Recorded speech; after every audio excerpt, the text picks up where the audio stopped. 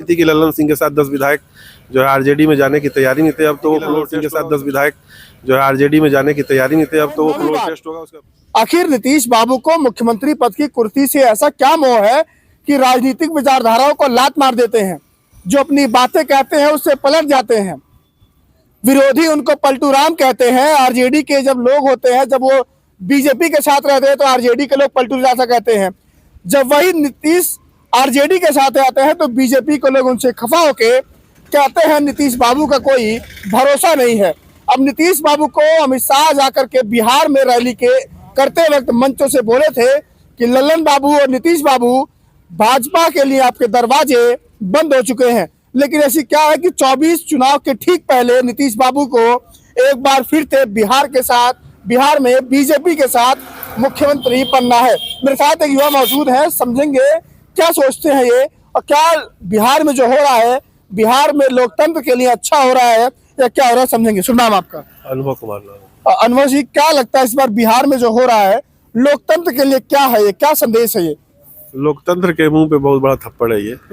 क्या है कि अगर जनता किसी को माइंडेट दे रही है, अपने विश्वास से माइंडेट, मतलब अपने विश्वास से जनता अगर किसी को माइंडेट दे रही है तो उनको 5 साल सरकार चलाना चाहिए।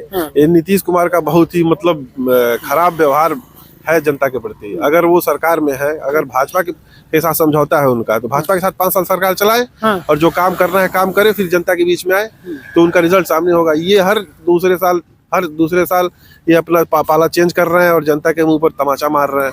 इनको ये लगता है कि जनता इनको कभी हटाएगी नहीं। और सबसे बड़ी पार्टियां बेवकूफ मुझे लगता है कि भाजपा और आरजेडी है, जो इनके चरित्र को समझ नहीं पाती है। समय समय के हिसाब से अब खुद सत्ता में रहने के लिए इनको बार-बार मुख्यमंत्री पद का ऑफर देते हैं। लेकिन इस बार आरजेडी के तेवर कुछ अलग है। आरजेडी कह रही है कि हर बार की तरह से जो मुख्यमंत्री का ताजपोशी नीतीश बाबू के नाम हो जाता है, इस बार रास्ता बहुत मुश्किल होगा। रास्ता मुश्किल है। कुछ दिन पहले खबर सुनने में आई थी कि लल्लन सिंह के साथ 10 विधायक जो है आरजेडी में जाने की तैयारी में थे। अब तो वो फ्लोर टेस्ट होगा, उसका पता ही चल जाएगा दूध का दूध पानी का पानी क्या है। अच्छा, आपको लगता है कि जब नीतीश बाबू बीजेपी के साथ थे तो न बिहार में वैकेंसी आ रही थी, न बिहार में वो जातिगत जनगणना हुआ, न बिहार में वो आर्थिक सर्वे के हिसाब से जो चीजें आंकड़े सामने आए, आरक्षण में बढ़ाया गया, तमाम चीजें हुई, ये सब चीजें जो रोजगार वगैरह तमाम चीजें भाजपा के साथ नहीं हो पा रहा था। लेकिन जैसे ही आरजेडी के साथ सरकार बनती है, तेजस्वी अपने वादे निभाते हैं, तो क्या नीतीश बाबू को ये डर था कि तेजस्वी उनको ओवरशैडो कर रहे हैं? हाँ, डर तो है उनको। तेजस्वी युवा चेहरा है तो उनकी छवि तेजस्वी की लगातार दिन पर दिन बढ़ रही थी। और जो आज पूरे बिहार में छवि है, लोग लालू को आज भी जानते हैं, उनकी आरजेडी की पार्टी को लालू के नाम से जानते हैं। लेकिन एक तरह से आरजेडी का पूरा चेहरा तेजस्वी यादव बन रहे थे और पूरे प्रदेश में मतलब एक नीतीश के बाद लोग लालू को जानते थे। लेकिन नीतीश के बाद एक चेहरा जो बन रहा था वो तेजस्वी यादव का बनने लगा। ये डर नीतीश कुमार को सता रहा था और उनको ये लग रहा था कि कहीं ना कहीं हमारे आगे ये लड़का ना पहुंच जाए, निकल जाए। इसी वजह से इन्होंने 35-36 साल के लड़के से नीतीश बाबू डर गए। बिल्कुल डर गए। ये हमेशा डरते हैं। और सबसे बड़ी बात यह है कि ये खुद नीतीश कुमार आरक्षण विरोधी है। जब तक ये सत्ता में इतने दिन रहे और इन्होंने कभी जातिगत जनगणना नहीं कराई, और जब ये आरजेडी के साथ गठबंधन में आए तो उसके बाद इन्होंने जातिगत जनगणना कराई। आरजेडी का दबाव था, आरजेडी का बिल्कुल दबाव था। आरजेडी के मैनिफेस्टो में ये था जातिगत जनगणना, नौकरी थी, 10 लाख रोजगार, कई जगह रोड बन रहे हैं आज बिहार में, तेज रफ्तार से काम चल रहा है। और इन सब चीजों पे ब्रेक अगर लगेगा तो ये जिम्मेदार नीतीश कुमार ही होंगे। एक बात बताइए, लगातार जो हलचलें चल रही हैं, उसी हलचलों के बीच में नीतीश बाबू कुर्सी बचा पाएंगे? अब ऐसा तो नहीं लग रहा है बचा पाएंगे। क्या है कि कांग्रेस और शायद कोई कम्युनिस्ट पार्टी है और आरजेडी के पास गठबंधन का आंकड़ा हो रहा है 114, 8 विधायक चाहिए बस। 8 विधायक हो सकता है कि ये नीतीश कुमार लालू जिला पाएंगे। बिल्कुल, नीतीश कुमार के पास अगर कुछ पिछड़े और दलित विधायक हैं जिनकी जमीर जिंदा होगी तो जरूर आएंगे। जातिगत जनगणना हुई है बिहार में, अगर उनके पास जमीर जिंदा होगी उन विधायकों के पास तो जरूर वो नीतीश का साथ नहीं देंगे और आरजेडी के साथ आएंगे। मतलब नीतीश जब डरते हैं राजनीतिक समझौता कर लेते हैं। बिल्कुल, उनका कोई विचारों का समझौता कर लेते हैं। उनका कोई विचार है ही नहीं है। हाँ, वो समझौता कुर्सी का करते हैं, कुर्सी का। हाँ, विचार उनका मर चुका है, कोई विचार उनके अंदर नहीं है।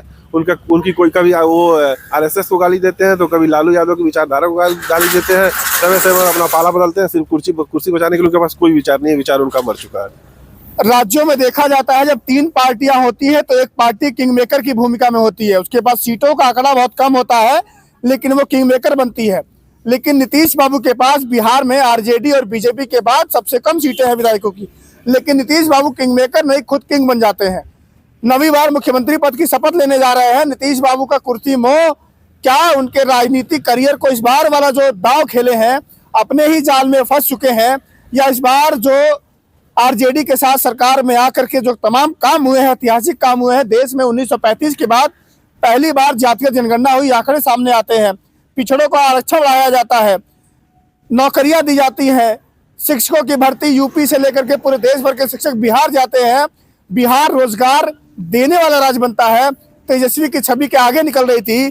तेजस्वी का 25 में बड़ा चेहरा बनकर सामने आ रहे थे। 24 का चुनाव, लोकसभा का चुनाव, बिहार की वो 40 अहम सीटें, उस 40 अहम सीटों में क्या नीतीश बाबू डर गए थे कि तेजस्वी उनको पार कर देंगे?